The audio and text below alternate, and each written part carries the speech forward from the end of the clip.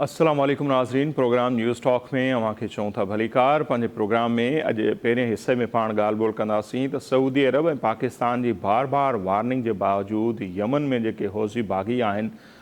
उन्हनि जे तरफ़ां सऊदी अरब जे ॿिनि ऑयल टैंकर्स ते हमिलो करे उन्हनि खे तबाह कयो वियो आहे। उनखां पोइ हीअ सूरत हाल कहिड़ो रुख़ अख़्तियार कंदी, अॼु प्रोग्राम में पाण उन ते ॻाल्हि ॿोल कंदासीं। हाणे हिकिड़े पासे ज़ाहिर आहे ईरान सां ॻाल्हियूं करण में पाकिस्तान एतिरो अॻिभरो हो, ॿिए पासे पाकिस्तान जे लाइ वॾो मसइलो इहो आहे जो उन्हनि जो मुआहिदो थियल आहे सऊदी अरब सां, दिफ़ाई मुआहिदो। हाणे पाकिस्तान जे लाइ हिकिड़ी इम्तिहान वारी सूरत हाल पैदा थींदी पई वञे, जंहिंजे लाइ घणनि ॾींहंनि खां चयो पियो वियो त सऊदी अरब ते जेको हमिलो थियो आहे उनखां पोइ पाकिस्तान इंतिहाई सख़्तु जेको पंहिंजो रद्द अमल आहे उहो बि जारी कयो आहे, जंहिंमें परॾेही वज़ार जे तर्जुमान जेको आहे ताहिर इंद्राबी साहब, उन्हनि जो इहो चवणु आहे त इहे जेके हमला आहिनि उहे इलाइक़े जे अमन खे तबाह करे सघनि था ऐं उन्हनि जो इहो चवणो त हिन जंग में ज़बरदस्ती जेको आहे सऊदी अरब खे गेलियो पियो वञे, जंहिंजी हू मज़म्मत कनि था। पाकिस्तान जी जेका क़यादत आहे वज़ीर आज़म शहबाज शरीफ़ साहब उन सऊदी अरब जे वली अहद सां टेलीफोनिक राब्तो बि कयो आहे, इन्हनि हमलनि जी शदीद लफ़्ज़नि में मज़म्मत बि कई आहे। सो कुझु माण्हुनि जो इहो ख़्यालु आहे त इसराइल जी जेका हिकिड़ी पुराणी ख़्वाहिश हुई त हीअ जेका जंग आहे उहा मुस्लमान मुल्कनि ताईं पखिड़िजी वञे, उनजो कुझु धुरियुनि जो ख़्यालु आहे त इम्कान वधंदो पियो वञे। इहे हमला जेकॾहिं अञा वधीक तेज़ी सां थियनि था, हौज़ी बाग़ी सऊदी अरब ते हमला कनि था त पाकिस्तान अॻे पोइ उन ते रिएक्ट कंदो ऐं पाकिस्तान रिएक्ट कंदो त पोइ ईरान ऐं पाकिस्तान जा जेके लाॻापा आहिनि उहे बि ख़राब थी सघनि था ऐं हीअ जेका सिधी जंग हूंदी ख़ुदा न ख़ास्ता उहा मुस्लमान मुल्कनि जे विच में शुरू बि थी सघे थी। हिकिड़े उन ते ई पाण वधीक ॻाल्हि ॿोल कंदासीं। सीनियर सहाफ़ी ऐं तर्जनिगार आहिनि एजाज़ महर साहब, उहे असां सां टेलीफोन लाइन ते मौजूदु आहिनि। एजाज़ महर साहब, तमामु घणी महिरबानी सर, अवां असांखे वक़्तु ॾिनो। कीअं पिया ॾिसो सर हीअ जेका सूरत हाल हाणे आहे, ईरान अमरीका जेका जंग शुरू थी, इसराइल जी पुराणी ख़्वाहिश हुई त हीअ जंग मुस्लमान मुल्कनि ताईं पखिड़िजे, नेटो वारा इन जो हिसो थियनि, हाणे जेको गुज़र ॾींहुं हौज़ी बाग़ियुनि हमलो कयो आहे सऊदी अरब जे ॿिनि ऑयल टैंकर्स खे तबाह कयो वियो आहे, उनखां पोइ सूरत हाल कीअं था ॾिसो? पाकिस्तान जे लाइ जेका हाणे चैलेंजिंग सूरत हाल थी वई आहे, पाकिस्तान इन खे कीअं मुंहुं ॾींदो? ॾिसो, पाकिस्तान जो वाज़े मौक़ुफ़ आहे। कल्ह फॉरेन ऑफिस इन सिलसिले में तफ़सीली बयान जारी कयो आहे। अॼु वज़ीर आज़म जी ॻाल्हि ॿोल थी आहे टेलीफोन ते क्राउन प्रिंस सां, मोहम्मद बिन सलमान सां, ऐं यकीन ॾियारो आहे त असां हर मामले में तव्हां सां गॾु आहियूं। ऐं कल्ह जेको बयान हुयो त उन में जेके 3 जहाज़ हुया जेके चाइना, इंडिया ऐं पाकिस्तान अचणा ॿिया, त उन्हनि जेको अफेड थिया, जंहिंखां पोइ पाकिस्तान इहो चयो त जंहिं जहाज़ ते पाकिस्तानी झंडो लॻल हूंदो, जेकॾहिं उनखे रोकियो वियो या नुक़सानु पहुचायो वियो त उन जे ख़िलाफ़ जेको आहे असां कार्रवाई कंदासीं ऐं भरपूर पंहिंजी ताक़त जो मुज़ाहिरो कंदासीं। त मुंहिंजो ख़्यालु आहे त इहो ख़ुदि हिकिड़े क़िस्म जो इहो अमेरिका बि चाहे थो त कंहिं बि तरीक़े सां हिन खे वाइडर जेको आहे त उहो ॾिनो वञे, ऐं इसराइल ऐं अमेरिका ॿिन्ही जी इहा कोशिशि ऐं ख़्वाहिश हूंदी त कंहिं तरीक़े सां पाकिस्तान जेको आहे हिन में टपो ॾिए, पर पाकिस्तान खे सोचणो पवंदो, 100 दफ़ा सोचणो पवंदो ऐं उन मामले में एहतियात खां कमु वठणो पवंदो। ऐं जेकॾहिं का अहिड़ी इंतिहाई ज़रूरत पवे बि थी त उहो पाकिस्तान खे पंहिंजो जवाबु ॾियण जी हद ताईं किरदारु जेको निभाइणो आहे उहो महदूद हुजणु घुरिजे। ईअं मुस्तक़िल पार्टी तौर ते जेको आहे त न इन में टपो खाइणु घुरिजे। मुंहिंजी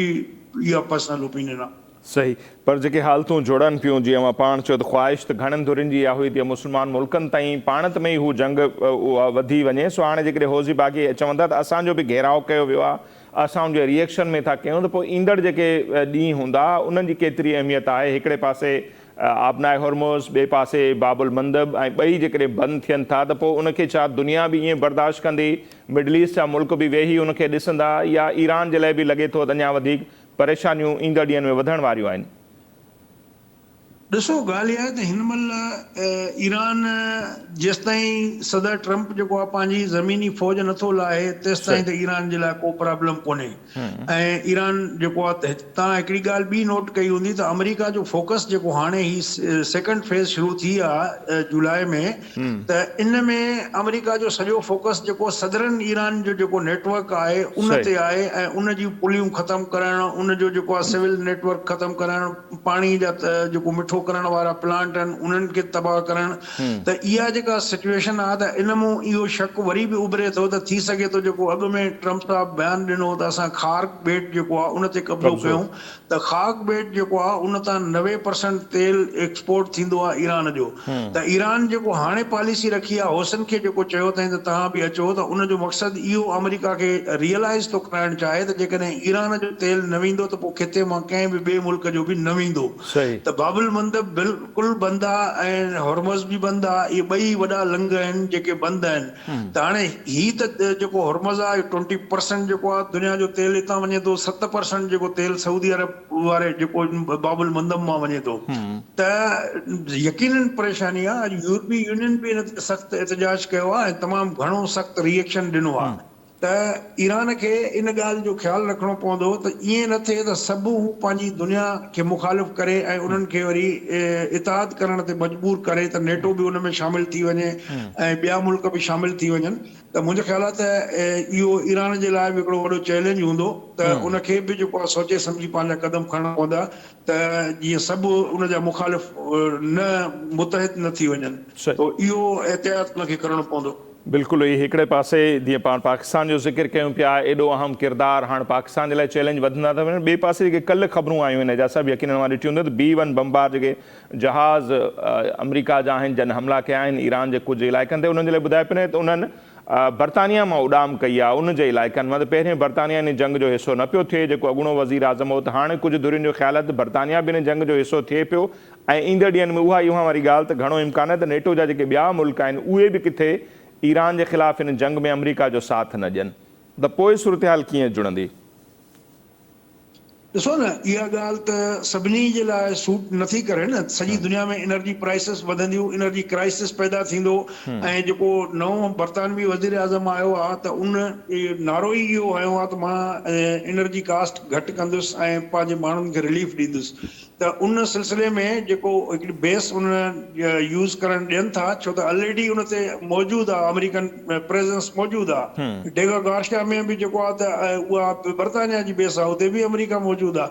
त मक़सदु त जेके हिननि जी साइप्रस में बेस हुई उते बि अमेरिका मौजूदु आहे ऐं हिननि जी गॾियल फ़ौज इराक में वेठी आहे त चवण जो मक़सदु त हीउ अहिड़ो को इशू न आहे उन में थोरो स्टार्मर साहब जेको हुयो अॻूणो बरतानवी वज़ीर आज़म जेको रिज़ाइन करे वियो त उन थोरो स्टैंड ज़रूरु वरितो पर जेको असां माज़ी में ॾिठो आहे त बरतानिया अमेरिका जी ईअं मुखालफ़त शायदि न करे सघे सो तंहिंजे करे जेको स्टार्मर वारो जेको रिलेशनशिप में थोरो डैमेज थियो उनखे ही बर्नम साहब जेको आहे उहो करे पियो रिपेयर त बहरहाल बाक़ी इवन ख़ुदि अमेरिका जे लाइ वॾो प्रॉब्लम आहे छो त इलाही शयूं जेके आयूं आहिनि त हुननि जी जेका सप्लाई चेन आहे उहा इलाही मुतासिर थी आहे ऐं इन केस सुभाणे दुनिया में किथे वॾो अहिड़ो वाक़ियो थी थो वञे को मामिलो थी थो वञे त उन जे लाइ अमेरिका वटि कहिड़ी तयारी हूंदी त अमेरिका जी बि इहा कोशिशि इहा ई आहे त असां जल्द खां जल्द हिन मां जंग मां निकिरूं पर उन जे लाइ असल मसलो आहे फेस सेविंग जो त हर दुर चाहे थी त मुंहिंजे मतिलब जी फेस सेविंग मिले त उन सॼे वायुमंडल में जॾहिं असीं ॾिसूं था त रूस ऐं चीन जी सपोर्ट जे बावजूदि ईरान जेको आहे उहो उन्हनि खे टफ टाइम ॾेई वेठो आहे ऐं ईअं सरेंडर करण जे लाइ तयारु कोन्हे जीअं अमेरिका चाहे थो त मुंहिंजो ख़्यालु आहे त ॿिन्ही खे हिकिड़ी जीअं पाकिस्तान अॻु में विच में पियो ऐं हिकिड़ी सीज़ फायर थी त अहिड़े तरीक़े सां इस्लामी मुल्कनि मिस्र आहे तुर्की आहे या सऊदी अरब आहे उन्हनि खे इन्वॉल्व करे अमेरिका खे तमामु जेतिरो जल्द थी सघे निकिरणो पवंदो न त उन जे लाइ बि इहो ठीकु कोन्हे को तव्हां ॾिठो त उर्दन में जेके 3 फ़ौजी मुआ या हिकिड़ो इराक में मुओ हीअ अञा कैजुअलिटीज़ लिकाइनि पिया असल ॿुधाइनि कोन था तक़रीबन जेको आहे मुख़्तलिफ़ रिपोर्ट्स आहिनि जेके 100 माण्हू ज़ख़्मी थिया आहिनि अमेरिका जी फ़ौजी त उन्हनि जो असल फिगर 450 जी थी अचे त उन में बि कैजुअलिटीज़ हूंदियूं सुभाणे चवंदा त जेको आहे लेट सां ज़ाहिर कंदा त इहो जॾहिं इहे लाश पुॼंदा उन्हनि जे मिड टर्म इलेक्शन जे वेझो त ख़ुदि हिकिड़ो अमेरिका में वॾो तहलको मची सघे थो त मुंहिंजो ख़्यालु आहे त इहे सभु फैक्टर अहिड़ा आहिनि जेके अमेरिका खे कंहिं न कंहिं हवाले सां मामले खे जल्द खां जल्द समेटण वारे पासे धिकींदा ऐं तव्हां ॾिसो अॼु सदर ट्रम्प साहब जेको आहे कल्ह ऐलान कयईं त सऊदी अरब खे असां जेको आहे त सिविलियन पर्पज़ जे लाइ न्यूक्लियर टेक्नोलॉजी ॾींदासीं ऐं अॼु वरी जेको आहे त जॾहिं कल्ह इसराइल जो हुन ते सख़्तु रद्द अमल आयो आहे उन खां पोइ अॼु वरी फिरी वियो आहे, टर्न यू टर्न वरितो अथई त जेकॾहिं इब्राहिमी मुआहिदनि ते सऊदी अरब हिमायत करे ऐं प्लस इनरिचमेंट जी फैसिलिटी असां हुननि खे न ॾींदासीं त पोइ कहिड़े कम जो थियो हुयो न्यूक्लियर प्रोग्राम इहो तव्हांजो। त मुंहिंजे चवण जो मक़सदु आहे इहो ट्रम्प साहिबु जेको आहे उहो कंहिं बि लम्हे कहिड़ो बि टर्न वठी सघे थो ऐं हू इसराइल खे एतिरो नाराज़ नथो करणु चाहे जो सुभाणे हुनखे को अहिड़ो टफ टाइम मिले जो JF कैनेडी जहिड़ो को सिलसिलो न थी पए। सही। ऐं माज़ी में जेका एटम फॉर पीस वारी उन्हनि जी पॉलिसी, उनजे नतीजे में त भारत समेत खोड़ इवन इंक्लूडिंग पाकिस्तान उन्हनि वटि इहा सलाहियत आई ऐं कुझु दुरियुनि जो चवणु आहे त उन ज़माने में ई ईरान सां बि इन्हनि तावन कयो हो ऐं पुरमन मक़सदनि जे लाइ एटमी रचाव जी उनखे इजाज़त ॾिनी आहे। अॼु पोइ जेका सूरत हाल दुनिया में जुड़ी आहे, तव्हांखे लॻे थो त अहिड़ी ग़लती वरी अमरीका करे सघे थो? मुंहिंजो ख़्यालु आहे त ॾिसो दुनिया हींअर एतिरी जेको आहे फास्ट थी वई आहे ऐं सुभाणे जेको आहे तव्हांखे थी सघे थो एटम बम खां वधीक शयूं जेको आहे ऐं रिफॉर्म सूरत में अची वञनि त तंहिंजे करे अमेरिका घणो इन ते एतिरो शायदि कंट्रोल न करे सघे ऐं उन कंट्रोल करण जी कोशिशि कई। तव्हां ॾिठो त तक़रीबन 47 साल ईरान ते पाबंदियूं रहियूं ऐं तमामु संगीन ऐं सख़्तु पाबंदियूं रहियूं, पर उन जे बावजूद बि ईरान जे लाइ ॾुखायूं ज़रूरु आयूं, पर हुननि हिकिड़ो सर्वाइव कयो उन सॼे वायुमंडल में। त मुंहिंजो ख़्यालु आहे सऊदी अरब सां जेकॾहिं ईअं कनि था, ट्रम्प साहिबु ईअं करे थो त पोइ सऊदी वटि ऑप्शन ॿिया इलाही मौजूदु आहिनि। रशिया जो ऑप्शन मौजूदु आहे, चाइना जो ऑप्शन मौजूदु आहे, छो त दुनिया जूं उहे उभरंदड़ क़ुवतूं आहिनि जेके हिकिड़े पार्टिसिपेटरी अप्रोच ते चवनि था त बाबा जियो ऐं जीने दो, तव्हां बि तरक़ी कयो असांखे बि करणु ॾियो। त उहो ऑप्शन जेके मौजूदु आहिनि त उन जे करे ई इहो डपु आहे सदर ट्रम्प खे त किथे जेकॾहिं सऊदी अरब बाक़ाइदा तौर ते अदर देन डॉलर करंसीज़ में पेट्रोल विकिणणु शुरू कयो, तेल विकिणणु शुरू कयो त उन सां वॾो धचको लॻंदो डॉलर खे ऐं उन जे लाइ क्राइसिस पैदा थी सघनि था फाइनेंशियल अमेरिका जे लाइ डोमेस्टिक प्रॉब्लम। त उहो बि उनखे आहे त उन शइ खे तनाज़ुर में तव्हां ॾिसो त चाइना सां जीअं सऊदी अरब जूं तालुकात वधिया आहिनि ऐं ईरान ऐं सऊदी अरब में ठाह करायो, तमामु वॾी ॻाल्हि आहे चाइना जेको इहो ख़ामोशीअ सां इहो कयो मामिलो। सही। त इहो वॾो धचको हुयो अमेरिका खे ऐं उन खां पोइ तव्हां ॾिठो त केतिरनि महीननि खां वठी इहो सऊदी मुआइदो जेको आहे एग्रीमेंट पेंडिंग पियो ऐं ट्रम्प डबल माइंडेड हो कयां थो नथो कयां ऐं हाणे बि जेकॾहिं हिकिड़े ॾींहुं करे वरी ॿिए ॾींहुं ॿिया अहिड़ा शर्त अहिड़ा थो रखे त सऊदी अरब खे त उहे क़ाबिल क़बूल न हूंदा। सही। ऐं ज़ाहिर आहे त हू पंहिंजा ॿिया ऑप्शन जेके आहिनि उन्हनि ते गौर कंदो। त मुंहिंजो ख़्यालु आहे हींअर जेके सिलसिलो हले पियो उहो भले सदर ट्रम्प कहिड़ियूं बि शयूं करे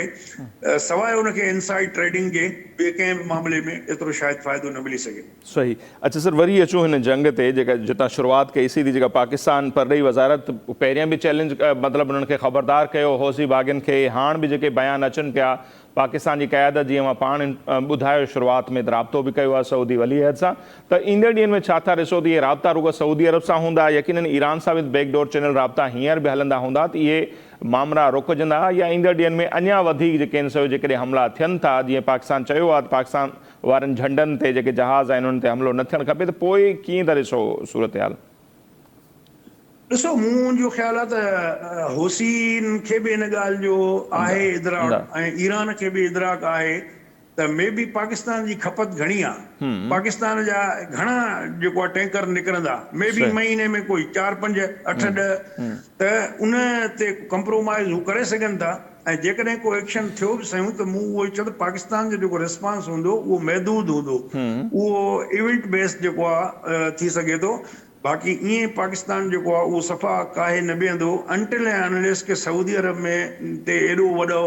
हमिलो थिए जो होसी कनि। बाक़ी उन जा बि जेकॾहिं टैंकर बंदि थियनि था त उन टैंकरनि जे बंदि जे हवाले सां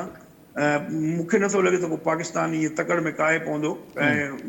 जेको आहे पाकिस्तान मोहतात ऐं महदूद पंहिंजो रिस्पॉन्स वारो ईरान ते ॻाल्हियुनि जे थ्रू असर बि त विझी सघे थो त इहे हमला न थियणु खपनि, इहो बि त ऑप्शन आहे पाकिस्तान वटि हमलनि खां सवाइ। डेफिनेटली उहे थियूं हूंदियूं ॻाल्हियूं, यकीनन जेको आहे त ही उन्हनि जो जेको इंटीरियर मिनिस्टर आहे मोमनी साहब, उहो अॼु लाहौर वियो, उते घुमिया अथसि तो इक़बाल जी मज़ार बाज़ार ते बि तो उन सिलसिले में त उनखे उन्हनि क्लियर कट मैसेज ॾिनो आहे ऐं इन में जेको तव्हांखे यादि हूंदो त कुझु ॾींहं अॻु इसाक डार चाइना वियो हो सही ऐं उते जेको आहे शी जिनपिंग सां बि मिलियो ऐं पंहिंजे हममनसब सां बि मिलियो त उन्हनि जेका मुंहिंजी इंफॉर्मेशन हुई उन मुताबिक़ पाकिस्तान खे चयो त तव्हां जेको कुझु कयो किरदारु अदा करे सघो था केतिरो तव्हांजो इफेक्टिव रोल आहे उहो पंहिंजो निभायो ऐं सूमर ताईं जेको आहे इहे मामला सिधा कयो पर उन सूमर खे अॼु तक़रीबन 4-5 ॾींहं गुज़री विया आहिनि त का अहिड़ी शइ न थी ऐं जी बिल्कुलु हिते इस्लामाबाद जे डिप्लोमेटिक सेक्टर में इहा एक्सपेक्टेशन हुई त सूमर ज़ाहिर आहे पाकिस्तान जे हिसाब सां माना उते हुननि वटि जेको आहे त उहो संडे हूंदो त उते जेको आहे शयूं में बि अङारे ताईं को मेच्योर थियनि त इहो एक्सपेक्टेड हुयो त शायदि को वॾो ऐलान थिए पर मुंहिंजे ख़्याल इसराइल जो प्रेशर अमेरिका ते सदर ट्रम्प ते एतिरो आहे पंहिंजे दामाद ऐं विटकोप जे थ्रू ऐं ॿियनि ज़रियनि जे थ्रू बि त ईअं थो लॻे त ॼण सदर ट्रम्प जेको आहे मुहतात आहे ऐं इलाही जेको आहे डबल माइंडेड आहे छो त हुनजी इंटरनल एडमिनिस्ट्रेशन में बि इशूज़ आहिनि तव्हां ॾिठो त जेडी वेंस जेको आहे उनजो मौक़िफ़ छा आहे उहो कहिड़े तरीक़े सां इसराइल खे अची बार बार चवे थो त उहा गैर ज़रूरी दबाव था विझनि ऐं पाकिस्तान अमेरिका जे जेको आहे आम जेको राय अमा ते असर विझण था चाहिनि ऐं हुन में पैसा विझनि था फलाण था कनि ईंदा कनि त चवण जो मक़सदु आहे हर पासे खां इहो सिस्टम हले थो ऐं अल्टीमेटली जेको मूंखे लॻे थो त इहे ट्रम्प साहब स्मार्ट थियण जी कोशिशि पियो करे पर अॻिते हली थी सघे थो अहिड़ियूं हालतियूं पैदा थियनि त उनखे शायदि जेका हाणे डील मिली सघे थी उहा अञा वधीक टफ डील हुजे ट्रम्प जे लाइ सो इन ते जेको आहे उहो सभिनी खे सोचणो पवंदो ऐं ईअं सॼी दुनिया में तव्हां क्राइसिस नथा पैदा करे सघो त उहो मुंहिंजो ख़्यालु आहे त इम्पोर्टेंट मामिलो आहे ऐं सभु दुनियूं इन ते गॾिजी प्रेशर डेवलप कंदियूं ऐं मूंखे लॻे थो त वरी जल्द को न को रस्तो निकिरी ईंदो सही ऐं जेका कांग्रेस में सेनेट में जेको पुछाणो वग़ैरह बि थियो आहे पाण ॾिठोसीं पीट हेक्सेट जो उहो पंहिंजी जॻह ते पर कुझु दोरियुनि जो एजाज साहिब इहो बि ख़्यालु आहे त ॻाल्हियुनि वारो जेको मामिलो हो अमेरिका में ट्रम्प खे डपु आहे त मिड टर्म इलेक्शन में जो बैकलैश अची सघे थो उनजे करे हू का वॾी अचीवमेंट हासिलु करणु चाहे थो ऐं उनजे लाइ के ख़तरनाक क़िस्म जा जेके ईरान ते हमला आहिनि उहे बि करे सघे थो इन जो केतिरो इम्कानु आहे त वाक़ई ईअं आहे त मिड टर्म इलेक्शन खां अॻु में हू का वॾी अचीवमेंट थ्रू जंग जे हासिल करणु चाहे थो या अहिड़ी का नियत अव्हांखे नज़र अचे थी ॾिसो ॻाल्हि इहा आहे त उन्हनि जी ख़्वाहिश ज़रूरु हूंदी पर हिन महिल ताईं अमेरिका जे पंहिंजे बकौल त 3000 खां मथे अमेरिका ईरान जा टारगेट्स ते हिट करे चुको आहे सही त कंहिं मुल्क जा 3000 टारगेट हिट करण खां पोइ तव्हां वटि आख़िर ॿियो कहिड़ो अहिड़ो मेन टारगेट थो बचे जंहिंखे तव्हां नुक़सानु पहुचाईंदव या उन सां जेको आहे ईरान कमज़ोर थी वेंदो त तव्हां दावा था कयो त ईरान जी एयरफोर्स ख़तमु आहे नेवी ख़तमु आहे सभु कुझु ख़तमु आहे पर हिकिड़ो कोई बि जहाज़ जेको आहे ईरान जी मर्ज़ी खां सवाइ हॉर्मुज़ मां गुज़री नथो सघे त इहा वॾी हिकिड़ी शइ आहे काज़ ऑफ एक्शन हॉर्मुज़ हुयो ई कोन हे त ॻिची पइजी वियो अमेरिका खे हिकिड़ो कॉन्सिक्वेंस जे तौर ते त उन में फासी पियो हाणे त जेको काज़ ऑफ एक्शन हुयो काज़ ऑफ वार हुयो उहो त हिननि खे अचीव कोन थियो उल्टो कॉन्सिक्वेंस जेको आहे हुननि जे ॻिची पइजी वियो आहे त बहरहाल अञा इहे शयूं जेकॾहिं जल्दी न समेटियूं वयूं त उहो ई मूं अॻु में बि चयो त शायदि अमेरिका खे जेका हाणे डील मिली सघे थी उनखां बि बदतर डील मिले ठीकु एजाज साहब वॾी महिरबानी अव्हां असांखे वक़्तु ॾिनो एजाज मेहर साहब डेली सिंधियार जा एडिटर बि आहिनि सीनियर सहाफ़ी ऐं तज़निगार उन्हनि जो मौक़िफ़ अव्हां जे साम्हूं आहे सूरतहाल जेका आहे उहा का बहितर कोन्हे ऐं जीअं इंट्रो में असां ज़िक्र कयो त हीअ जेका हौज़ी बाग़ियुनि वारी सूरतहाल पैदा थी आहे सऊदी अरब ते हमला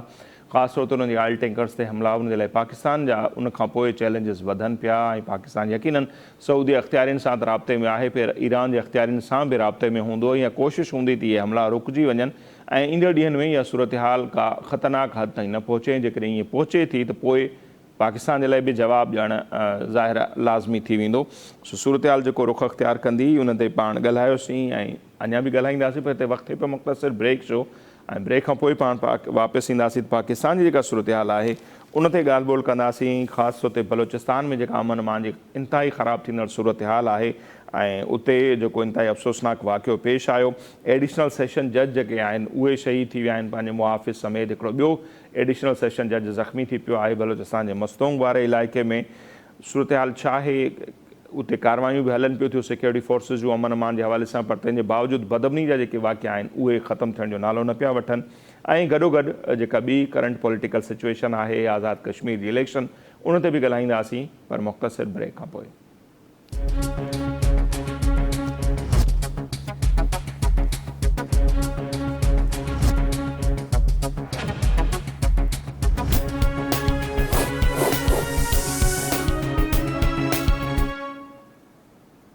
जी नाज़िम, ब्रेक खां पोइ हिकु भेरो ॿीहर प्रोग्राम में अव्हांखे चऊं था भलीकार, ऐं ब्रेक ते वञण खां पहिरियों अव्हांखे ॿुधाए छॾींदो वापसि ईंदासीं त करंट जेका पॉलिटिकल सिचुएशन आहे उन ते, ऐं गॾो गॾु बलूचिस्तान जा जेके मामला आहिनि, बदअमनी आहे, उन ते बि ॻाल्हि ॿोल कंदासीं। सीनियर सहाफ़ी तर्जुमे निगार शाहिद हमीद साहब जेके आहिनि उहे असां टेलीफोन लाइन ते मौजूद आहिनि, उन्हनि सां पाण ॻाल्हि ॿोल कयूं था। शाहिद हमीद साहब, बहुत शुक्रिया सर, आपने हमारे लिए वक्त निकाला। शाहिद साहब, अगर हम बातचीत की शुरुआत करें, बलूचिस्तान पर भी ज़रूर आएंगे, खैबर पख्तूनख्वा के हालात किस तरह हैं, और हम अगर इससे शुरू करें कि गौहर खान साहब ने ये ऐलान किया था तकरीबन एक हफ़्ता पहले कि 5 अगस्त को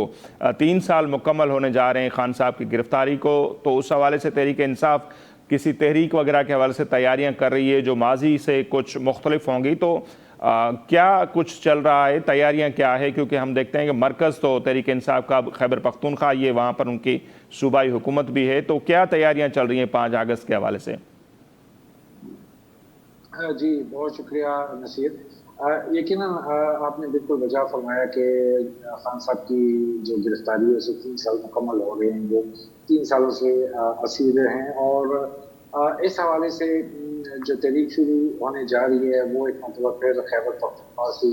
होगी, और इसके लिए यहाँ पर जो इजलास मुनक़िद हुआ उसमें बड़ी तफसील के साथ सूरत हाल का जायजा ले गया, और कुछ साथियों का ये मुतालबा था कि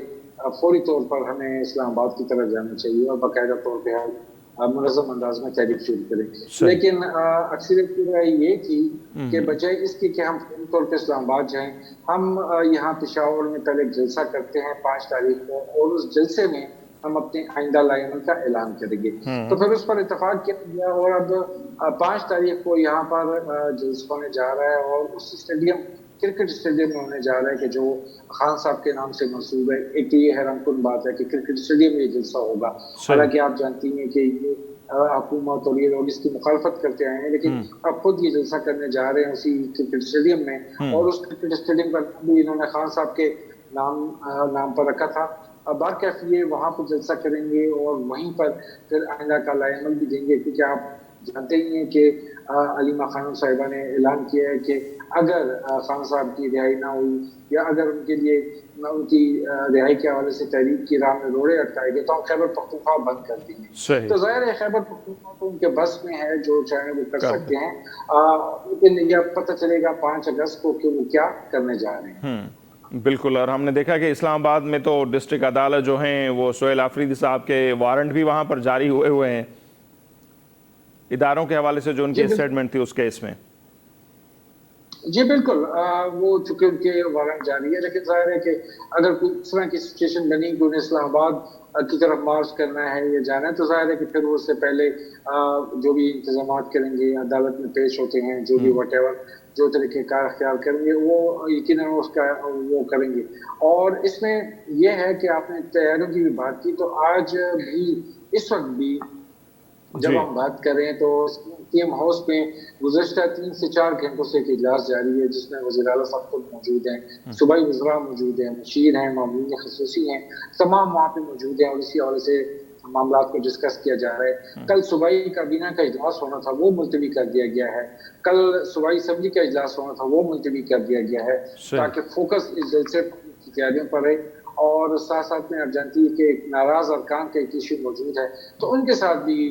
किसी न किसी से तो राब्ते हो रहे हैं, ताकि उनके साथ भी मिल बैठे और उनके जो तहफ़्फ़ुज़ात हैं वो दूर करें, ताकि जलसा जो है वो कामयाब हो सके। अच्छा शाहिद साहब, माजी में भी हम इस पर बहुत बात कर चुके हैं, लेकिन फिर भी मैं चाहूँगा कि इस पर बात करें कि जलसे, जुलूसों से, तहरीकों से तो 3 साल गुजर गई, कोई फ़र्क नहीं पड़ा, और खान साहब की आज़ादी का कोई इम्कान आगे भी नज़र नहीं आ रहा। तो वो जो एक रास्ता था बातचीत का, उस तरह भी कुछ चल रहा है बातचीत के हवाले से? कुछ जो ख़ासतौर पर गौहर खान और दूसरे लोग थे, उनकी शुरू से ये राय थी कि बातचीत का सिलसिला आगे बढ़ाया जाए, लेकिन जो हार्डकोर बंदे थे उनसे ये डरते थे, सोशल मीडिया विंग से डरते थे। तो बातचीत वाला जो हल्का था उसकी राय कहाँ है अब तक, और उस पर कुछ गौर हो रहा है कि बातचीत के थ्रू कोई रास्ता निकाला जाए? देखिए, पहले भी तहरीकों पर कोई नतीजा नहीं निकला, और खान साहब पसंदीदा रहे, और अब भी कोई नतीजा नहीं निकलेगा। अब भी वो अंदर ही रहेंगे, क्योंकि इन तहरीकों से आप उन्हें आज़ाद नहीं करवा सकते। तहरीक तो देखिए ना, तहरीक आप चलाते हैं, उसका एक मकसद होता है, एक तरीक़ेकार होता है। ये नहीं कि आपने तहरीक चलाई तो क्या आप जेल तोड़ेंगे, आप जाके जेल पे हमला करेंगे, क्या करेंगे? तो एक इन्वेस्टमेंट बात है। यहाँ पे इशू ये है कि जो हार्ड कोर इनका विंग है या जो हार्ड कोर साथी हैं वो हावी हैं जो पार्टी है उसकी पॉलिसियों पर, और वो बिना सोचे समझे वो सिर्फ ये कहते हैं कि नहीं आपने ये नहीं करना और आपने वो नहीं करना और आपने बातचीत नहीं करनी, जिसका खुमियाजा खान साहब को भुगतना पड़ रहा है। मेरे ख्याल में जो समझदार लोग हैं, जो अकल फहम रखते हैं, उन्हें इसमें अपना किरदार अदा करना होगा। इसमें अभी भी बैरिस्टर गौर साहब हैं, बैरिस्टर सैफ साहब हैं, और कुछ लोग हैं जो बातचीत का रास्ता अपनाने के लिए तैयार हैं, और वो पसे कैमरा या पसे पर्दा उनके रास्ते भी हैं। बट ये है कि वही मामला आता है कि अगर वो बात करें तो किस बेस पे करें, क्योंकि खुद पार्टी के अंदर के जो लोग हैं उन्हें फिर रोक देते हैं, फिर वो मुखालफत शुरू हो जाती है, उनके खिलाफ नारे शुरू हो जाते हैं, उनके खिलाफ पार्टी के अंदर मुश्किलात पैदा की जाती हैं, तो वो फिर पीछे हट जाते हैं। अभी भी सिचुएशन वहीं की वहीं खड़ी है। मेरा नहीं ख्याल कि 5 अगस्त के जलसे से कुछ होगा या कोई बहुत बड़ी तहरीक शुरू हो जाएगी या कोई गैर मामूली किस्म के मामला सामने आएंगे। ये मामला नहीं चलेंगे, तब आगे बढ़ेंगे कि या तो अदालतें के खान साहब के हक में फैसला करें या फिर ये ट्रिबल टास्क की तरफ जाएं और ट्रिबल टास्क का रास्ता अख्तियार करें, तब मामला कुछ बात आगे बढ़ेगी। है अफसोसनाक सूरत हाल, लेकिन शायद साहब ये भी एक हकीकत है कि अदालतों से भी तभी फैसले आते हैं जब ऊपर मामला तय हो जाते हैं, तो फिर नीचे फैसले भी आ जाते हैं। ये तो एक तारीख रही है। बहरहाल आ जाते हैं बलूचिस्तान की जानिब। एज ए सीनियर जर्नलिस्ट किस तरह देख रहे हैं? खैबर पख्तूनख्वा में भी अमन अमान के हालात को इतने अच्छे नहीं हैं, लेकिन बलूचिस्तान से जो मुसलसल खबरें आ रही हैं वो भी बड़ी एक हद तक जो भयानक खबरें हम उनको कह सकते हैं, परेशान करने वाली। आए रोज़ कहीं ना कहीं पे हम देखते हैं कि हमला होता है। ज़ियारत में जो कुछ हुआ हमने देखा, उसके बाद जो कुछ होता रहा है। अब जो मस्तूंग में आज हुआ है, हम देखते हैं कि सेशन जज साहब थे अब्दुल हमीद काकड़ साहब, वो उनके मुहाफ़िज़ शहीद हो गए। हमला जो हुआ, एक एडिशनल सेशन जज हैं लाशारी साहब, तारिक लाशारी, वो ज़ख्मी हो गए। तो ओवरऑल बलूचिस्तान की सूरत हाल को किस तरह देख रहे हैं शाहिद साहब? जी देखिए, बलूचिस्तान की सूरत हाल तो हमें इंतहाई खतरनाक दिखाई दे रही है, इंतहाई खतरनाक और वर्स्ट किस्म के हालात हमें दिखाई दे रहे हैं। और अगर मामला को फौरी तौर पर कंट्रोल न किया गया, अगर सिचुएशन पे काबू न पाएगा, तो अल्लाह न करे खुदा न खास्ता, तो किसी भी किस्म की सूरत हाल पैदा हो सकती है। ये ऐसी ही इससे कुछ कम या कुछ ज्यादा या कुछ इधर उधर इस तरह की सिचुएशन हमें यहाँ खैबर पख्तूनख्वा में जनूबी अजला में दिखाई देती है। सही। अब जनूबी अजला है वो ज़ाहिर है कि डी खान और आगे ज़ोब के रास्ते वो बलूचिस्तान से मिले हुए हैं, तो ये सारी पट्टी है, एक सिलसिला हमें दिखाई देता है, और इस पे ख़ुसूसी तौर पे फोकस करना होगा, ख़ुसूसी तौर पे पॉलिसी बनानी होगी। जो मकामी सरदार हैं, जो मकामी लोग हैं, जो अरकान असम्बली हैं, उन्हें तमाद में ले के मिल बैठ के एक पॉलिसी बनानी होगी, तब जाके मामला आगे बढ़ेंगे। एक नेशनल एक्शन प्लान की जरूरत है, इस वक्त रिवाइज नेशनल एक्शन प्लान की जरूरत है कि तमाम लोग मिल बैठे, सिक्योरिटी इदारे भी, अरकान असम्बली भी, पार्लियामान ये मिल बैठे और सिचुएशन को इस पर डिस्कस करें, इस मामले को देखें। क्योंकि अगर इस मामले को लूज लिया गया तो हकीकत ये है कि बलूचिस्तान पूरा एक आतिशफशा हमें बना दिखाई दे रहा है, और ये सिचुएशन हमें खैबर पख्तूनख्वा में भी दिखाई दे रही है। कुछ इलाके, कुछ उसके मकामात एग्जैक्टली इस तरह है, और हम तो सिर्फ जनूबी अजला को रो रहे हैं, या शुमाली अजला जो है धीर और वहाँ के हालात खराब होना शुरू हो गए हैं। बाजोड़ है, दीद है, स्वात है। तो ये मुश्किलात अगर इन पे फौरी तौर पर टाइमली इन पे काबू ना पाया गया तो शायद मामला बहुत ज्यादा बढ़ जाए, फिर बहुत ज्यादा मुश्किल होगी। इसलिए this is the proper time कि बस अब ये मिल बैठे और मामला को कंट्रोल में करने की कोशिश करें। इनमें जो मजहबी हल्के हैं उनका भी तावन लिया जाए, और जो दीगर लोग हैं, अस्करी इदारे हैं, सियासी लोग हैं, जो नेशनलिस्ट पख्तून नेशनलिस्ट जो पार्टियां हैं, उनसे काम चाहिए, और ये मामला को बेहतरी की तरफ ले जाना चाहिए, क्योंकि देर होगी तो शायद फिर बहुत मुश्किल हो जाएगी। सही। और हम देख रहे हैं हमारे जो सिक्योरिटी फोर्सेस के जवान हैं वो भी आए दिन कुर्बानियां दे रहे हैं, वो तो मुसलसल लड़ रहे हैं, हम देख रहे हैं। लेकिन जो पॉलिटिकल क़यादत है उसकी हिकमत अमली उनकी जो है उसको किस तरह देख रहे हैं? मुल्क के जो अंदरूनी हालात हैं हम देख रहे हैं, जो रसाकशी चल रही है मुख्तलिफ पार्टियों के दरमियान। मौलाना फजल रहमान साहब की स्टेटमेंट आपके सामने है, जो कुछ होता रहा है, तो मुल्क के अंदर जो सियासी हालात हैं उनका कितना अमल दखल होता है अमन अमान की सूरत हाल पर? देखिए, जैसे जो सियासी पार्टियां हैं وہ بھی مشکلات کا شکار ہے. آپ کو یاد ہوگا یہاں پہ ANP کے ساتھ کیا ہوتا رہا جی ہے بالکل میں. 2013 تک ANP کو جتنی مار پڑی، جتنے ان کے لوگ بالکل شہید کیے گئے، جتنا نقصان انہوں نے پہنچایا، وہ سب کے سامنے ہے. اب مولانا صاحب کا جو ایشو ہے، دیکھیں مولانا صاحب کے حوالے سے میں یہ سمجھتا ہوں وہ نہایت ہی زیرک قسم کے سیاستدان ہیں. وہ بڑے سمجھدار ہیں، حالات کو سمجھتے ہیں، معاملات پہ گہری نظر رکھتے ہیں. اب اچانک بیٹھے بٹھائے تو انہیں یہ مسئلہ نہیں ہو گیا کہ وہ شروع ہو گئے اور انہوں نے بات شروع کر دی. اس کے پیچھے لازماً کوئی نہ کوئی کہانی ہوگی، لازماً کوئی نہ کوئی بات ہوگی. یہ جو لشکر بنانے کی باتیں کی جا رہی ہیں اور بالکل XYZ جو بھی واٹ ایور، میرے خیال میں بجائے اس کی کہ اس ایشو کو اچھالا جائے اور اس ایشو پہ سیاست بازی کی جائے، کیوں نہ جو گورنمنٹ ہے اور جو ادارے ہیں وہ مولانا صاحب کے ساتھ رابطہ کرے، ان کے ساتھ مل بیٹھے، ٹیبل پہ آئیں، ان سے معلوم کریں وہ کیا چاہتے ہیں، ادارے کیا چاہتے ہیں. یہ اختلاف کیوں پیدا ہوا؟ بالکل مولانا صاحب اچانک بیٹھے بٹھائے شہداء کے خلاف کیوں بات کر رہے ہیں؟ تو یہ میرے خیال میں یہ مسئلہ کوئی اتنا بڑا نہیں ہے، حل ہو سکتا ہے لیکن مل بیٹھ کر. اگر اس پہ مقصد یہ ہے کہ بس ہو ہا رہے بیانات چلتے رہے اور لفظی گولہ باری ہوتی رہی تو پھر تو الگ بات ہے. لیکن میرا خیال میں تھوڑا سنجیدگی کا مظاہرہ کرنا چاہیے. اب ملک اس وقت اس پوزیشن میں نہیں ہے کہ اس قسم کے معاملات جو ہیں اس طریقے سے اچھالے جائیں. ان معاملات کو سنجیدگی سے لینا چاہیے اور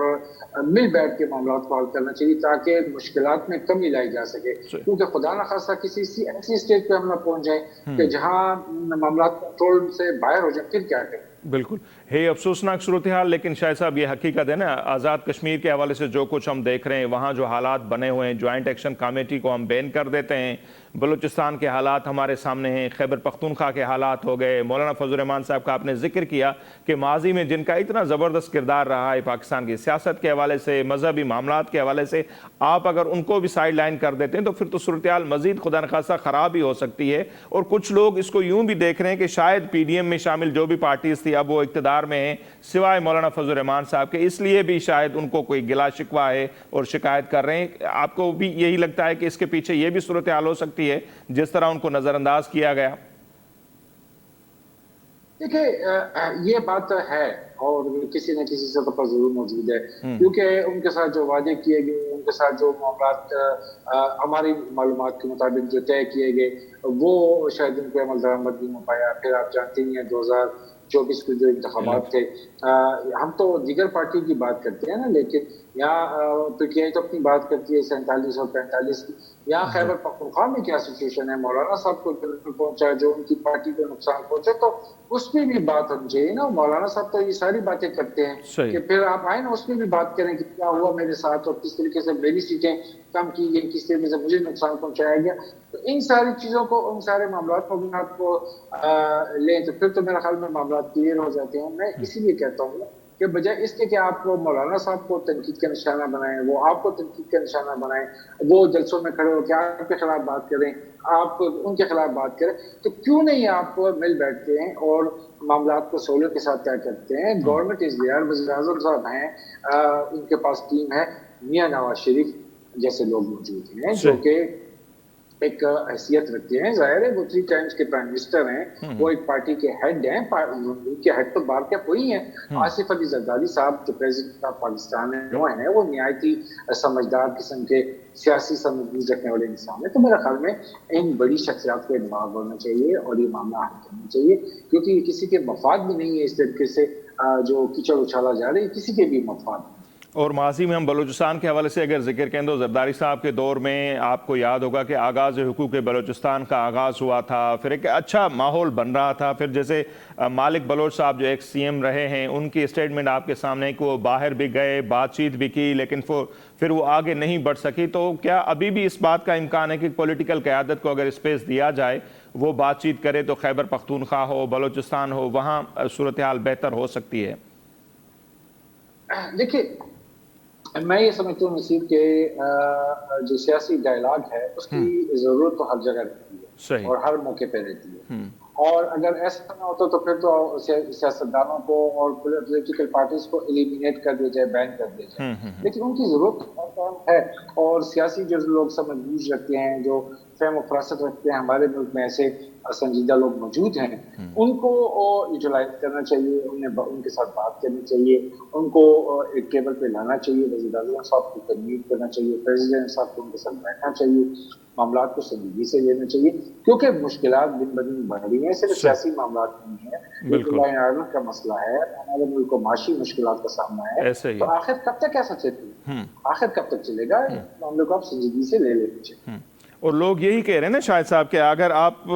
पीस मेकर के तौर पर दुनिया में तो सामने आ रहे हैं, अमेरिका और ईरान की बातचीत करवा रहे हैं, लेकिन अपने मुल्क के अंदर या कश्मीर में हमने जो कुछ देखा, जो एहतजाज हुआ, उन पर बैन लगा दिया, उनको दहशतगर्द करार दे दिया, तो इस वाले रवैये से भी लोगों का ख्याल है कि फिर हालात ख़राब होते हैं। तो आपकी क्या राय है इस पर?